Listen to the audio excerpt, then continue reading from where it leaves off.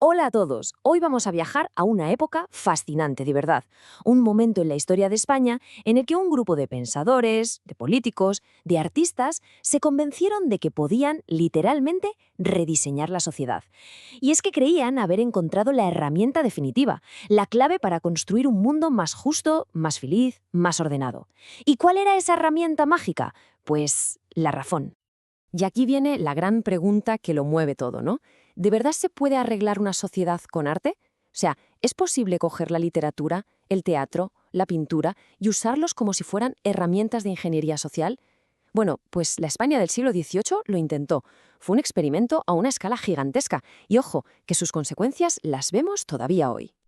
Vale, para entender bien este experimento, primero tenemos que ver qué es lo que querían arreglar, o sea, cuál era el problema, qué veían estos pensadores del siglo XVIII a su alrededor que no les gustaba nada.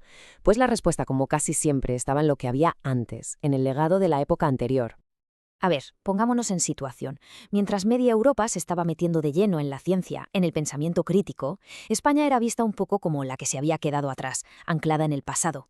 Las crónicas de la época son claras. La describen como un país dominado por la superstición, por la milagrería. Y su arte, el barroco, era el reflejo perfecto de todo eso. Exagerado, súper complejo, todo emoción.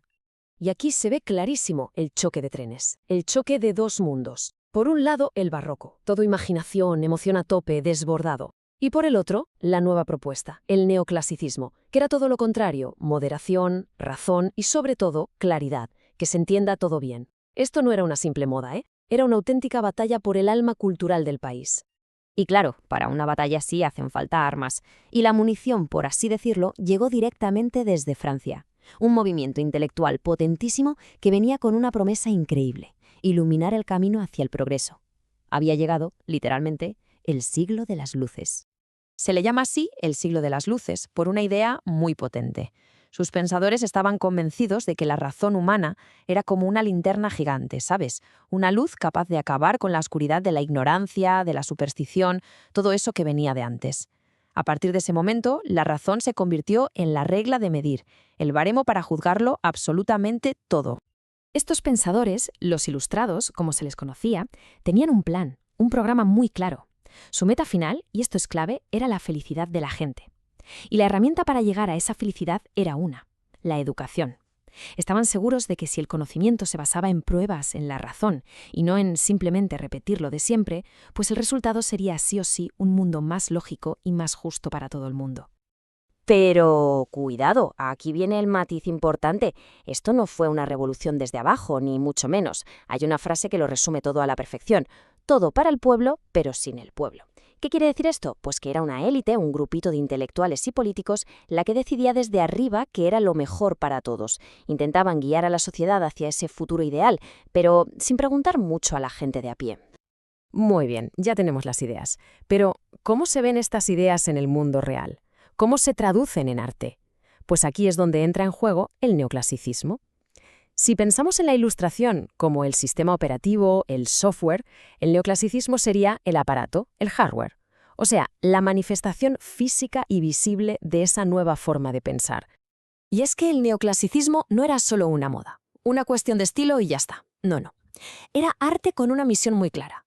Los ilustrados pensaban que si recuperaban la armonía, el equilibrio de los antiguos griegos y romanos, podrían enseñar a la sociedad a ser, pues, eso, más ordenada y racional.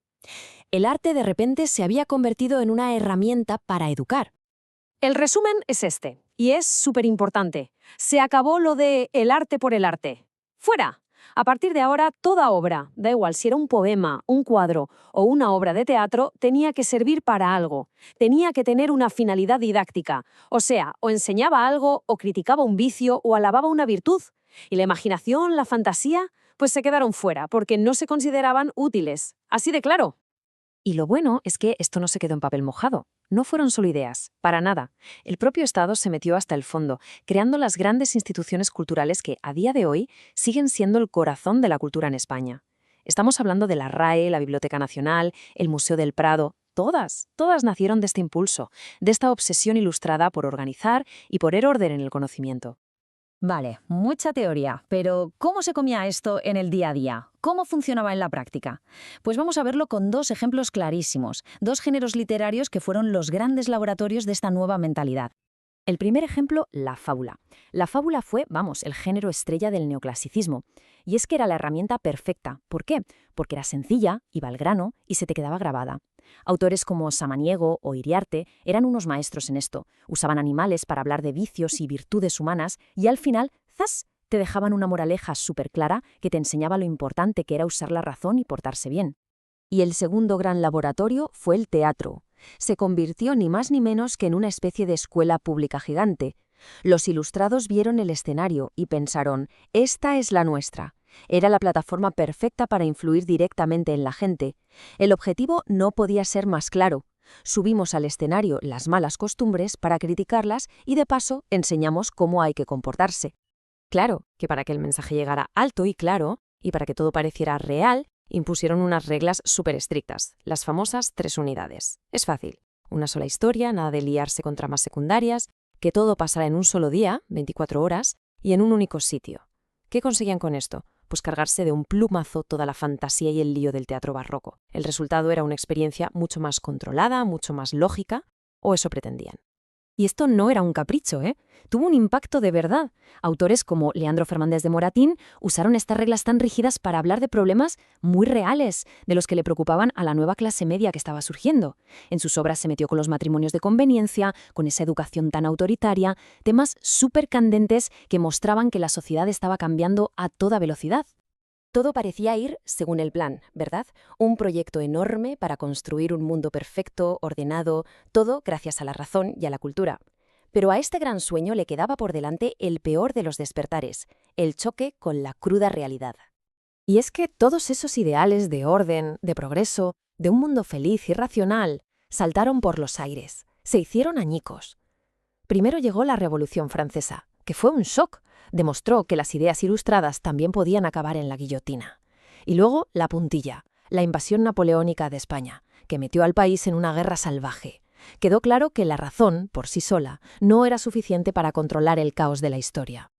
Y justo ahí, en medio de todo ese caos, de esa violencia, un artista, Francisco de Goya, crea un grabado con una frase que ha pasado a la historia. Una frase icónica, enigmática y de una potencia brutal. El sueño de la razón produce monstruos. Esta frase es, sencillamente, el epitafio perfecto para el siglo de las luces, porque tiene una doble lectura genial. Por un lado, puede significar que cuando la razón se duerme, cuando no está, aparecen los monstruos de la ignorancia, lógico.